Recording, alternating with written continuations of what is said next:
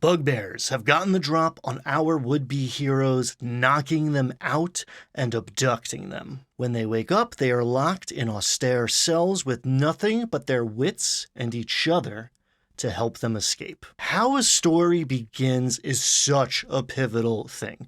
Peter Parker's on a field trip and gets bit by a radioactive spider. Bilbo Baggins is just chilling on his front porch having a smoke when adventure comes calling. We love a good origin story because it gives us a chance to relate to the character and bond with them first thing before things escalate and we no longer have a frame of reference for what they're really going through. Lots of tables skip level 1, start the game at 3 or even 5, but I, for one, find it easier to feel immersion when getting hit with a sword seems like a pretty bad thing, not something to shrug off and have a nap about, and it will all be fine. Plus, I love the feeling of earning those cool new abilities. I find I appreciate things more when I've gone without for a while. So with that in mind, I set out to get the most from that level 1 experience and create an adventure where the player is going to feel great about getting their starting gear instead of just taking it for granted or just kind of forgetting about it entirely. In Daring Escape, you start locked in a cell with nothing but the clothes on your back. We start off our adventure, maybe even our whole campaign, by encouraging the players to be clever and creative, because the answers are no longer on their character sheet, but in the world of the story we are shaping together. The idea isn't to punish the players with like some tough love to teach them a lesson. It's to foster an environment that shows using their imaginations and working together are the keys to success.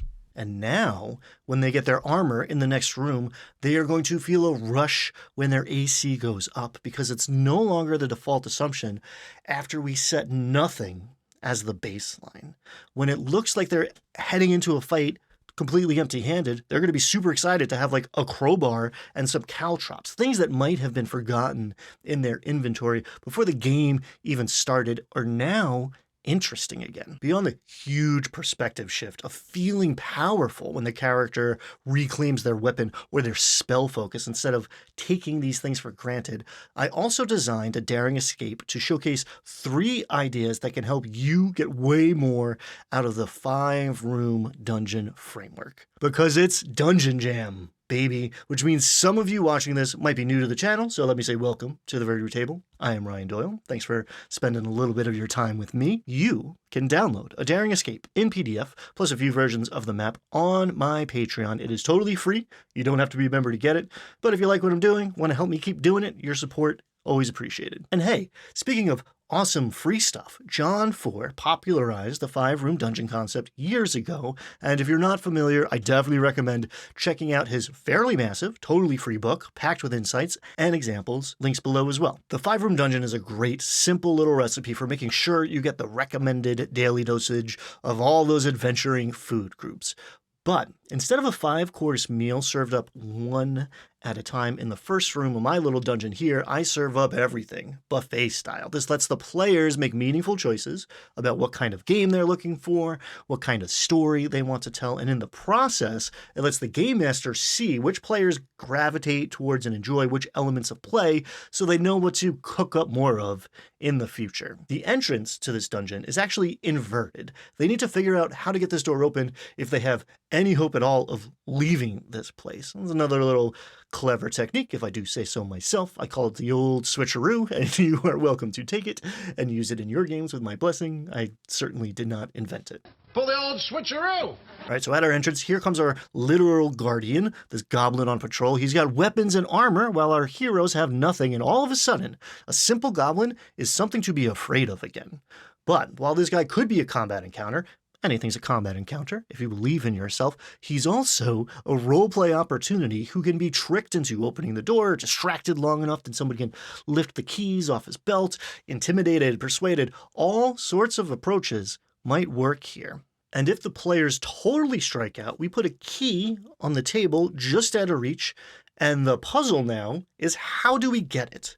Tying a blanket to that bucket might do it with a little bit of skill and luck, and will also give us an opportunity to talk about why this bucket is actually in here. Being locked in a jail cell is a setback on the face of it, but so is the moment we realize the guards can shoot arrows through those barred windows. And just like that, the reward of seeing all that gear piled up is also a climactic throwdown where we have a tense and tactical fight with these gerblins. So that's my fresh 5-room dungeon take number 1. Throw all the elements into one space and leave it to player choice in the roll of the dice to determine what kind of story emerges. Fresh 5-room dungeon take number 2, and I apply this to almost all of my dungeon design, is think in terms of zones more than rooms. If you are sitting in your living room and someone started ransacking your kitchen or fighting to the death in the hallway, does it seem likely that you would just be chilling on the couch? I find it helpful to think in zones more than rooms sometimes, which is why I am presenting this dungeon with 10 keyed locations as functionally a 5-room dungeon. All of the clink operates as one big space, and I've got a rundown of what happens on the other side if the goblins figure out there's a prison break going on. Spoiler alert, they don't just sit around waiting for the PCs to come and kill them. And that leads me to the third thing I wanted to point out about 5-room dungeons. You can stack them. Is a daring escape a 5-room dungeon or 2 5-room dungeons stuck together? Yes. Did I leave those stairs undefined so they can lead up or down to more adventure, perhaps constructed in that 5-room dungeon format? You bet I did. Maybe you want to cook up your own 5-room dungeon, or maybe you grab one of the galaxy of awesome 5-room dungeons getting pumped out by dragon tubers all across the internets this week. Check out this playlist for a ton of cool ideas and content for your game. Big thanks to Dave and AB at MysticArts Games, Nagobi, Paladin Pros, and Lunatic Dice for making Dungeon Jam 2025 happen, bringing all these cool, creative folks together. I love this community. Don't you? Let us know in the comments. Hey, hit some good buttons while you're down there too, please. And check the description for links to this dungeon, A Daring Escape, John 4's 5-room dungeon, the playlist, and just more cool stuff. All right, until next time, be kind, have fun.